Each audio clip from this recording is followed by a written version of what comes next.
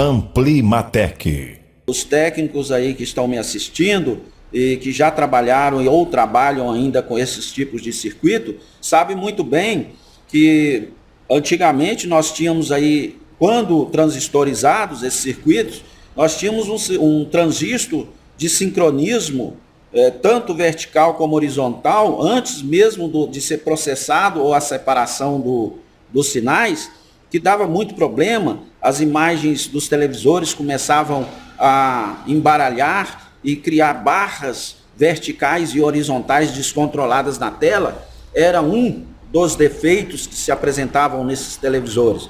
Hoje, se isso acontecer, a gente tem que trocar o processador. Nós temos que trocar o faz tudo, porque o estágio de sincronismo está dentro do processador. Bom, existem os prós e os contras. No ponto de vista de manutenção, a facilidade de que você troca para qualquer defeito ligado à área de processamento, você troca todo o processador. No entanto, isso tornará o serviço mais caro e muitas das vezes até mais difícil, porque tem certos processadores que nós temos dificuldades de encontrar no mercado. Então, esse é um ponto negativo.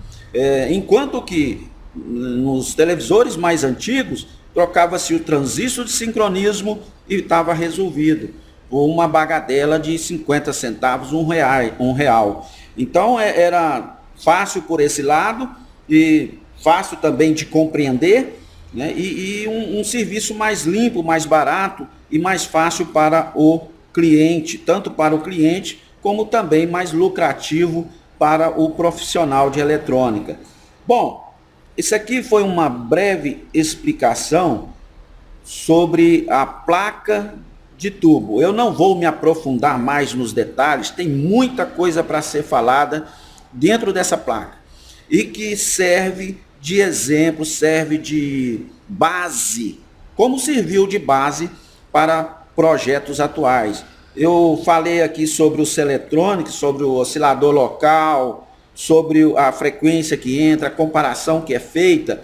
Isso é utilizado nos amplificadores digitais, né? Que não pode ser realmente chamado como amplificador digital, e sim amplificador de classe D, fazendo aqui essa pequena correção, mas criou-se esse vício de linguagem no mercado, que são amplificadores digitais, devido ao tratamento do sinal ser digital. Mas na realidade, ele é reproduzido analogicamente. Então fica aqui essa observação.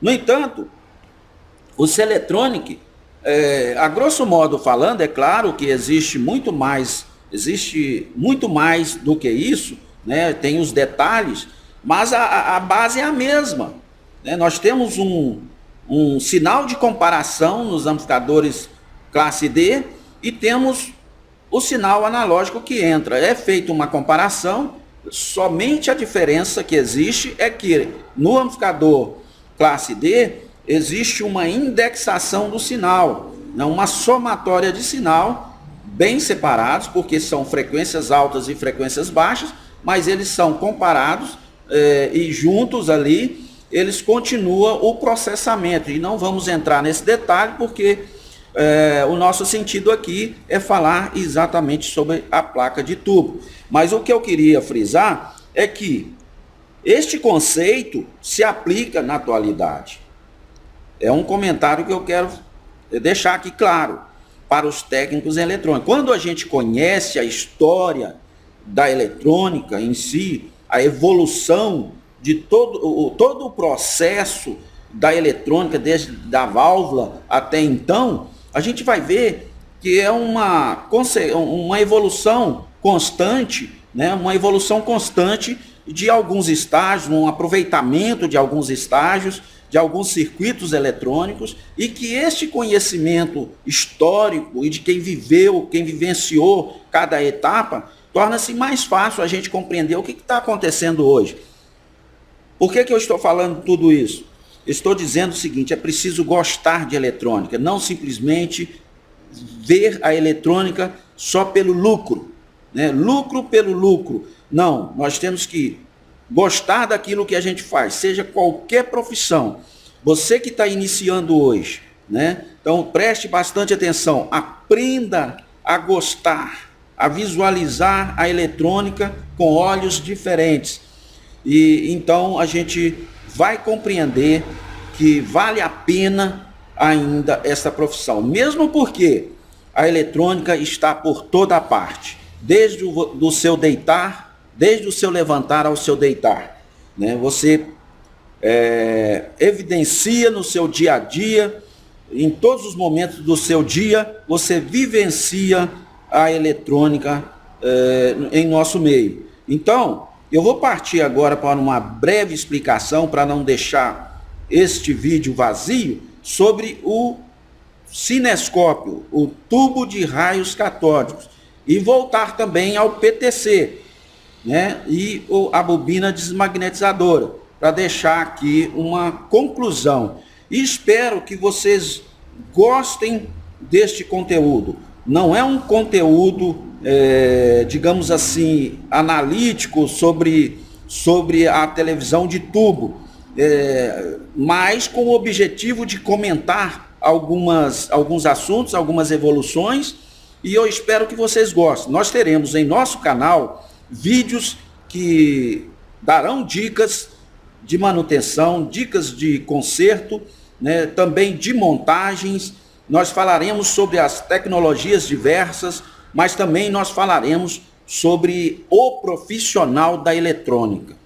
Então acompanhe a gente, se inscreva em nosso canal, não deixa de se inscrever, curte, para que a gente possa levar avante esses vídeos que realmente não é fácil, é dependioso, né, a gente parar o nosso tempo, as nossas atividades, para gerar conteúdo para vocês. Então nos acompanhe aí, ver muito mais. Então vamos partir aqui agora para o cinescópio.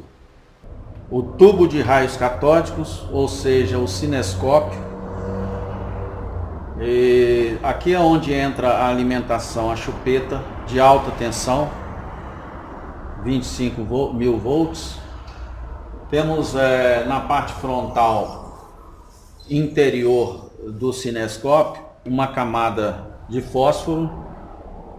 Temos internamente aqui uma grade, uma formação de uma grade, onde a bobina desmagnetizadora ela atua diretamente para desmagnetizar essa placa.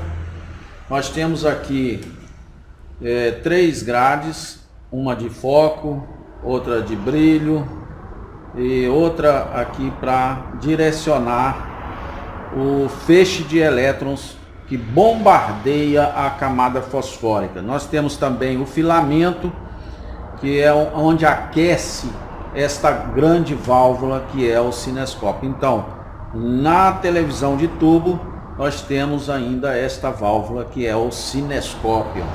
Essa bobina desmagnetizadora, ela produz o seu campo inicialmente quando a televisão é ligada, como eu falei sobre o PTC.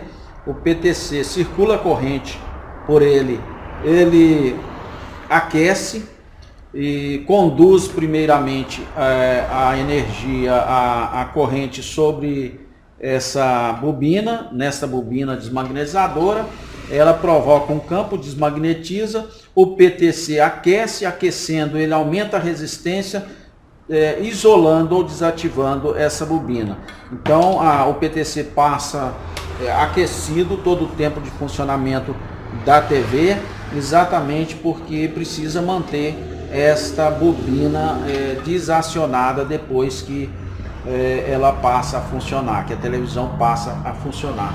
Então esse é o tubo de raios catódicos, uma explicação bem superficial para a gente complementar esse vídeo, né, e mostrar que o funcionamento, o processo de evolução dos televisores, para mostrar que ainda até esse momento existia esta válvula, essa grande válvula, que foi de fundamental importância nesse contexto dos televisores. E até os dias de hoje nós temos amplificadores de áudio que são preferenciais por algumas pessoas da área, da área de áudio, bandas e pessoas especializadas na área de áudio que preferem a reprodução do som feito por válvulas. Então a gente vê que é algo bem antigo, mas que não se diluiu com o tempo, que ainda são aproveitadas, são apreciadas por algumas características muito especiais das válvulas. E assim é a eletrônica. A eletrônica é um conjunto de fatores, um conjunto de componentes que formam equipamentos para os mais variados objetivos e que são todos eles importantes na sua categoria. Então eu espero que vocês tenham gostado desse vídeo. E que possa nos acompanhar aí, que nós traremos muito conteúdo importante para o nosso meio, para integrar o nosso meio, integrar o meio daqueles que se interessam por essa matéria tão fascinante que é a eletrônica. Obrigado e até mais.